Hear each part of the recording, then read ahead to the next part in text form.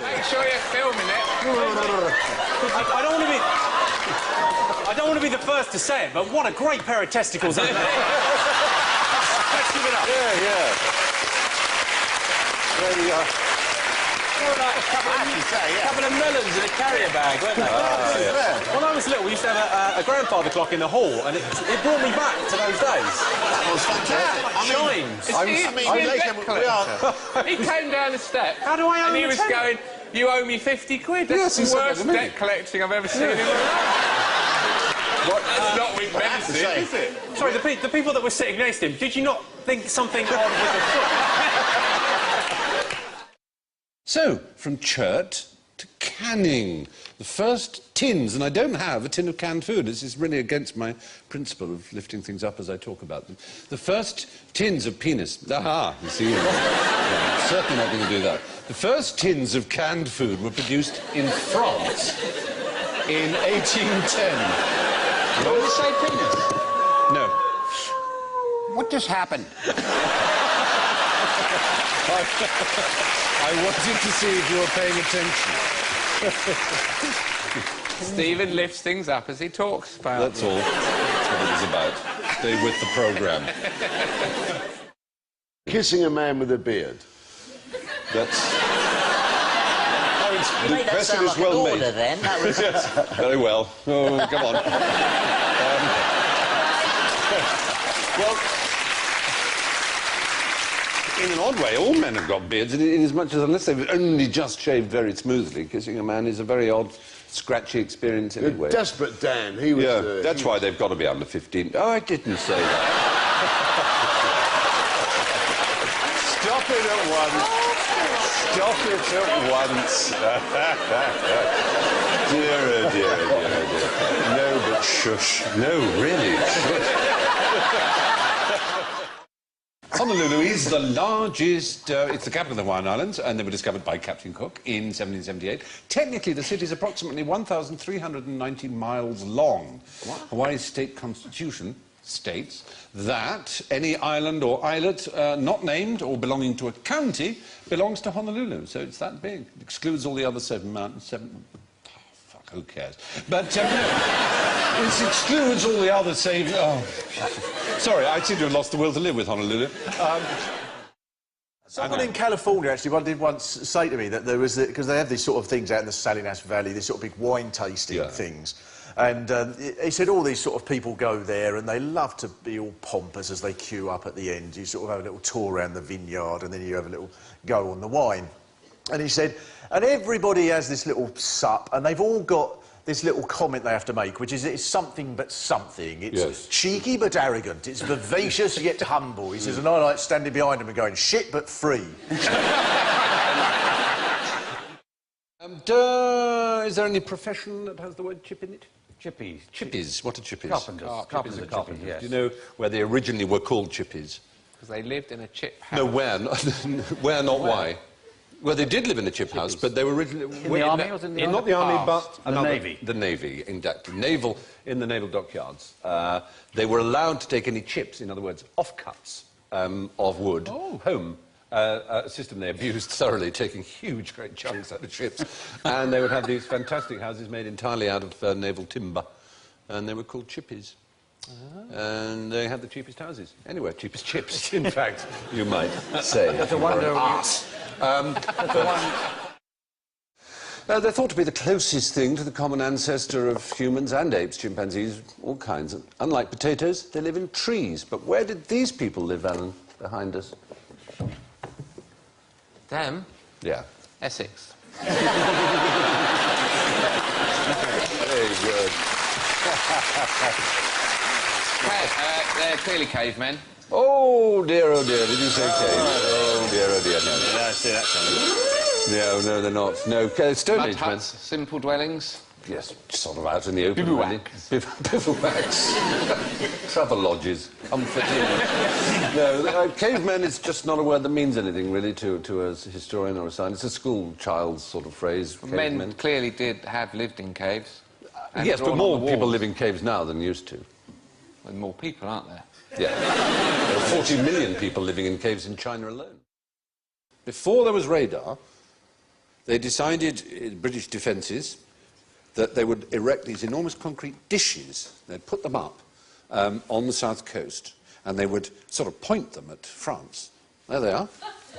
And at the focal point... the engine noise before... 27 miles away, you could hear an aeroplane coming, which is as far away as over the channel. And they'd hang a microphone in the focal point right in the middle.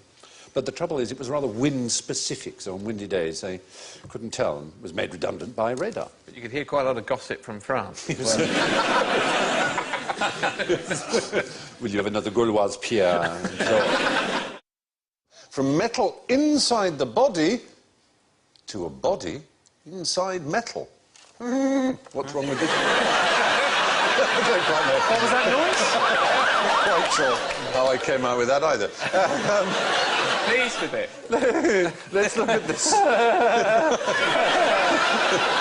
Let's look at this picture and see what's wrong with it. I love you to answer a policeman like that. Yes, I was at home. They're eating someone, they're cooking, they put him in a pot, they're going to eat him. Yes, that's right. It is supposed to be a depiction of cannibalism. Cannibals. Most historians and anthropologists now accept that cannibalism was practiced by many tribal cultures, mostly for ritual purposes, sometimes for food, but producing a watertight metal pot large enough to hold a person requires industrial technology that such tribes simply didn't possess. In reality, you're much more likely to be butchered and roasted in small joints or else smoked and salted for snacking on later. Why the Cockney's afición for dogfish brings us to the catfish taste bud question. Well, it's a catfish-dogfish kind of link. I mean, what do you expect? I mean, we went from... Everything begins with the letter C, so it's a catfish, all right? Unlike a dogfish. Yeah. But we just tried to canine. link it. I mean, you know, cut us some slack. Oh, God. What's that The rhyme? phrase pig-eyed sack of shit leaps to mind. Back to... You are a great fan of the royal family. Not all of them, no. Some of them are nice. Which Name ones don't you names. like? That would be rude to say that. Can't But... stand Edward. He Thinks he's a tosser. No! Deny it! Look me in the eye and deny it. This is not going out, this is not going out, this is not going out. You should have heard him before the show. Cunty poo-poo, see you there. Going on about Prince Albert of Monaco. Avon are the cosmetic of choice for the transvestite. Are they? Yeah, because it's difficult for the tranny to go to the cosmetics counter in the department store, make a bit of a to-do. Well, I'd like some foundation. So they do like Avon coming round and slapping them up. As it were. And then they video it on the phone. Yeah. On the odd occasion, though, I've had to wear brilliant clothes. There's a shop in Camden called Transformations for comedy sketch purposes, in my case. Though strangely liberating, I don't know. But it's the shoes, you see. I take size 13, and there are not many women's shoe shops that would sell you a 13. I can see you wandering in there now. Oh, hello, Stephen, doing another show. Come out to the room. What size are you taking this time? Very difficult to walk. Have you ever walked in? Do you wear them? Have you ever worn them in sketch purposes, obviously? For sketch purposes, I've worn them off and around the house. You know... I find that a lot of the time I'm in a sketch in my head. The sketch of my life dressed as a woman. Exactly. One has to rehearse all the way through. What was invented, team panel, friends, on top of Primrose Hill in London on the September the 22nd, 1717 at midnight? Toboggan. Toboggan? Yeah. They do a lot of tobogganing from Primrose Hill, but September would be high and you can go quite quick. September the 22nd will be early. It's an improved method of one man to carry another man downhill, officer. And you can't prove otherwise. It is a place for the clash of tiny belt buckles at night time, I know. There's no question about that. A sleigh. Something to do with Santa Claus. No. Why at midnight, though? I might be cold. That's when the answer begins with C. Begins with C. Yeah. Conquers. But, no, it's an amazing thing. There was a ceremony, which also begins with C, oddly enough. Yeah. You will be astonished. Castration. Is it some sort of druidical ceremony that was invented then? Yes. Oh, right. Where were what are the Druids said to have been? Celts. The Celts, yes. Essentially, the word Celt and Celtic practices in English, such as we understand it, were invented that day by an extraordinarily fraudulent man, if I may call him that, who was known as Iolo Morganwith, but his real name was Edward Williams. Yes. He was an opium addict and a convicted forger. And he decided that he would have little rows of stones and people dressed in white. And the whole thing is nonsense. There is no evidence whatsoever. Apart from anything else, Stonehenge, which they seem to base it on, was thousands of years before Celts. So all those people turning up on Midsummer Day to celebrate in... It's hogwash. Oh. Absolute arse pain. What is the gayest animal? The gayest animal? Well, chinchilla. Brian Dowling. Flamingo. Chinchilla. Flamingo's quite pretty gay. What's the most limp-wristed of all the creatures? Why are we doing this? Fight for my sisters.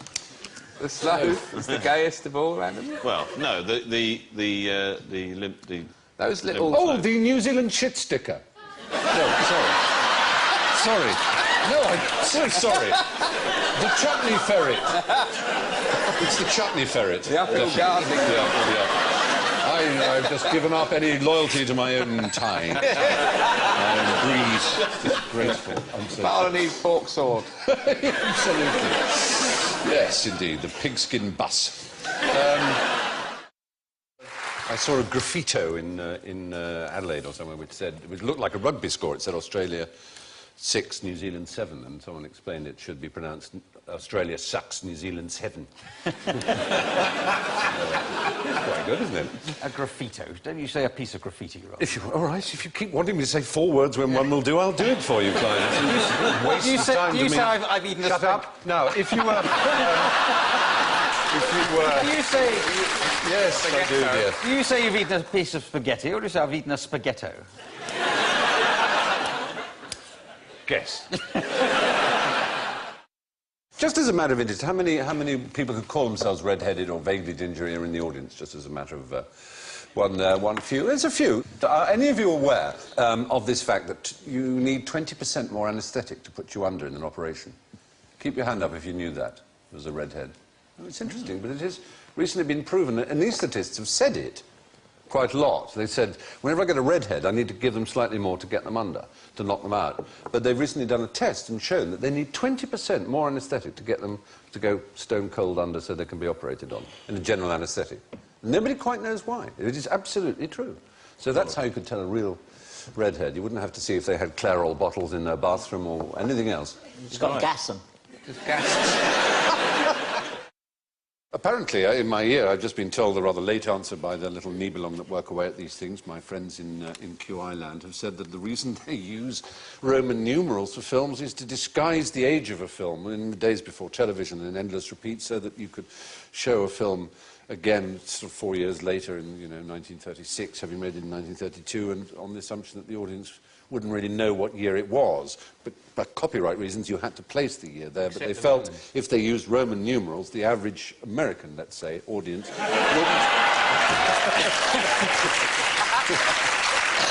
And actually, if you think about it, in the early 30s, you were having the maximum number of Roman numerals. It is quite hard to decipher when it's, MDC, MLXX3, So they don't really want you to know what year the film was made? Essentially, that's the reason. So it would seem... How stupid would you have to be to watch All the President's Men and think, did this just come out? I just don't know how stupid you'd have to be. It is... No. Sorry, that's complete nonsense. Why would anyone care? I'm not watching that. It's 2 years old. Well, I suppose... Because you've already watched it anyway, because it's at the fucking end of the film. How do you feel cheated? I just watched... This film is 10 years old. Damn! I think we should start treating this game like a horse race. I think there should be handicaps. People should get... you should be handicapped. Why? Because you are? Well, yeah. I don't know. I mean, bugger all. But can't you just for a second admire somebody who's curious about the natural world and has retained knowledge about it? And likes a shag. For a bit. Or are you going to join in the Latin senseless, pointless, vapid, disgusting, smelly ordeal of dumbing down and crowing over ignorance that is destroying this country? Well, are you going to do that, Sean Locke?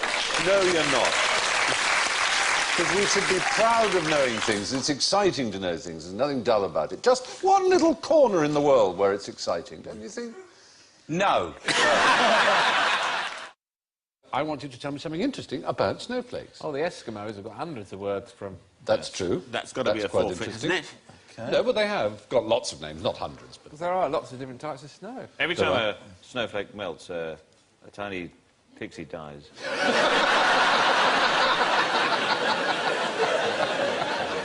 Oh, that's horrible. But is a new one born with a new snowstorm? Yes, another one is then formed. Oh, and the cycle of pixie life continues. At the risk of losing points, can I say that they're all different and they all have 6 points? Well, it's certainly not true that no two are identical. They're not all different necessarily. At least there's absolutely no reason to suppose that. After all, about a litre of snow contains a million snowflakes. Of which island is Honolulu the capital? Come on, be brave. Oahu. Yes, is the right answer. Oahu. Oh. Very good. Well done. It is. It's not the capital of Hawaii Island. It's the capital of Hawaii State, but not the capital of Hawaii Island. So the answer to which island its capital is indeed Oahu. Have you been there? Nope. No. Actually, I have been there. Have you? To Honolulu, but only to touch down and then take off again on the way to Australia. You need to get a new travel agent. Let's go back west now. Who moved London 1,000 yards to the right? Was it Edward I? It was not Edward I. Well, but it was a good guess. A complete guess. It was a king. I'll give you that. I was going to say Jeff Can Capes. Jeff Capes.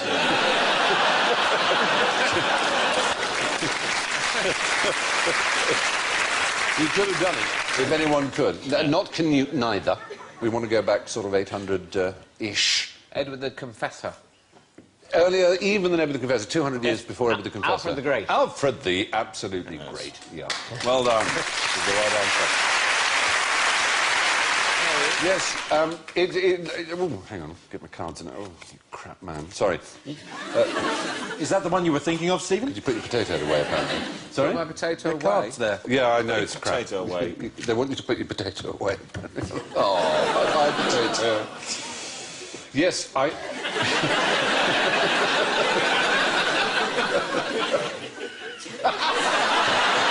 read your lips. And you love astrology. Can I say the word Rubbish. astrology? It's just absolute fucking... Stephen, what do you think? Stephen, what do you think? Sorry. Stephen, what do you think? Sorry. Yes? Stephen, tell us all how much you love astrology. Oh, you're just trying to distract Sir from his purpose. Is it not true, then? Look, anyway... But surely the star pattern... Yeah, stop it! Will you just stop it right now? There was one on the paper the other day which said, you'll meet a very grumpy man. Alan, you're a Gemini, aren't you? I'm a Capricorn. Will you? No, you're just not going to leave. I read one. I went the other day. I had to go from my house up down to Croydon and back. I got back. I looked at the my stars, and it said you will go on a journey. Now you explain that.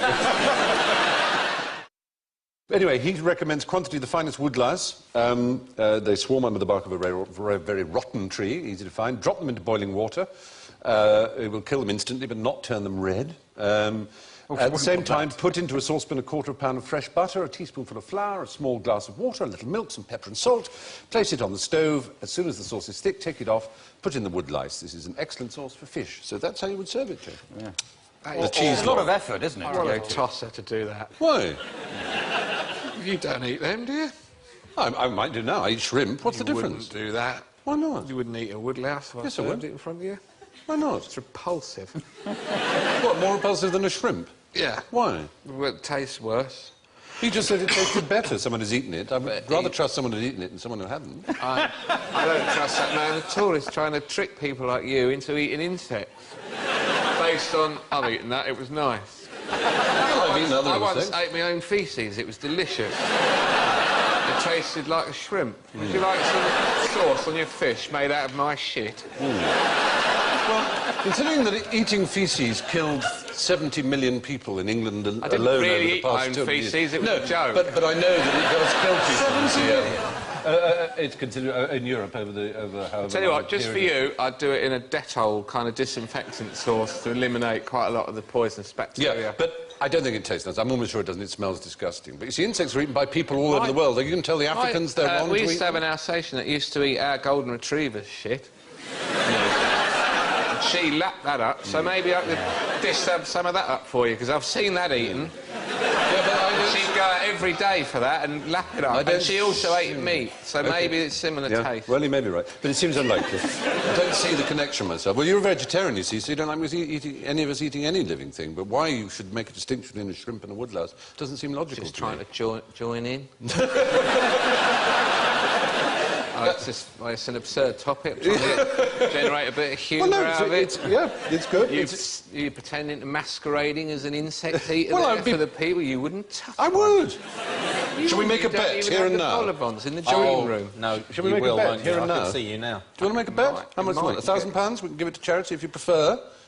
OK. Yeah? Go on. What insect would we I haven't have got one here, but if anyone could produce one. A woodlouse. No, I said a woodlouse. Look at me, an animal with a paralysing sting. Well, I'm afraid that is the bet. Yeah. Happily. William Calcraft, not to be confused with William Carstairs, the last man ever to be tortured with the thumbscrew in Britain, or, of course, with the popular Hollywood entertainer William Crystal. Crystals are what snowflakes are made of.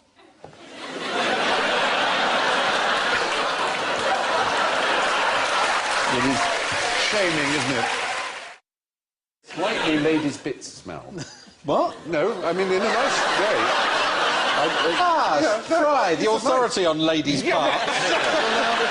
I agree, it's not... I didn't go on to A-level, I grant you, but anyway.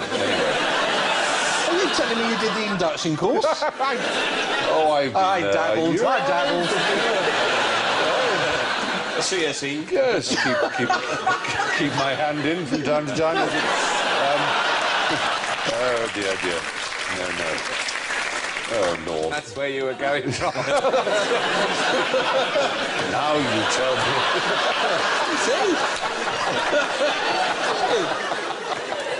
Oh, hell. Hell. Oh, don't. He's from East Anglia. They love it.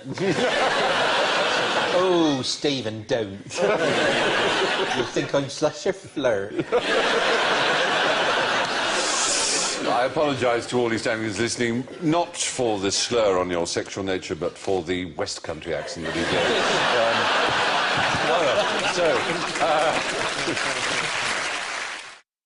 How common was cannibalism in England at the time of Elizabeth I? It was bloody rife. They were all at it. Yes? In fact, every day the population halved. There's only 2 people left. No, there you're wrong. Yes, it was rife, but no, they weren't eating each other. But they were eating humans, so they weren't cannibals. OK, were they biting their nails? No, they weren't eating themselves. They were eating other humans. Foreigners. Were they biting each other's Foreigners, nails? yes. Almost every apothecary, every chemist shop, as it were, in Elizabethan England, sold this particular product. Was it just the dust from tombs? Ah, you're very close. Not the dust from Ashes. actual mummies. Mummies. They would eat mummies. Mummy powder was much favoured. So that's it from QI for another week. My thanks to Rich, Bob, Bill and Alan. Bob? Sorry. So sorry, you've never been called Bob. Sorry, starting again. So sorry, everybody. Small smattering, if you've got one left in you, it would be so appreciated. Thank you. Well, that's it from QI for another week. My thanks to Rich, Rob, Bill and Alan. I leave you with this cautionary thought. Captain Cook may have discovered... Oh, you're not going to do this crap joke again.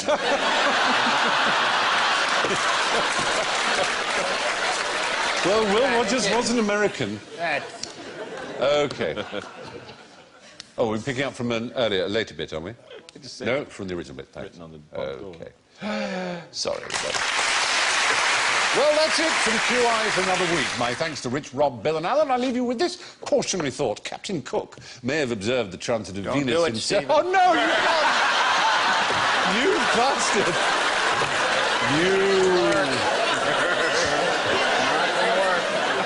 No, it isn't. And each time it's going to get more and more pathetic. Oh, God.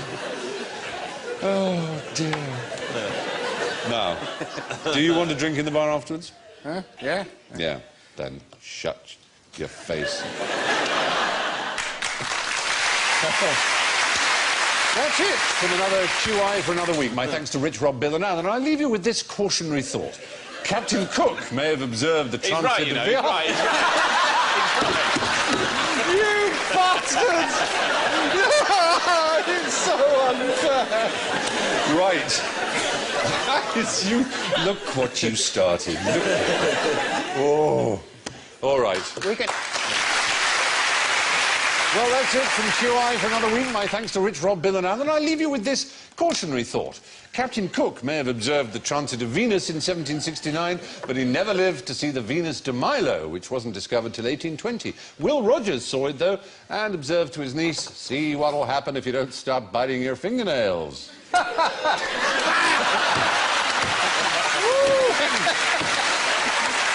Good night. Oh, God.